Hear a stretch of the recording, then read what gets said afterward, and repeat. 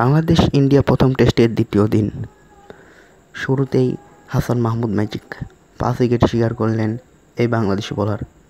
প্রথম বাংলাদেশ হিসেবে ভারতের মাটিতে করলেন এই রেকর্ড। রবীন্দ্র জাদেজাকে ফেরান 86 রানে, আশ্বিন আকাশদীপকে ফেরান তাসকিন আহমেদ। 379 রানের প্যাকেট ভারতীয়রা।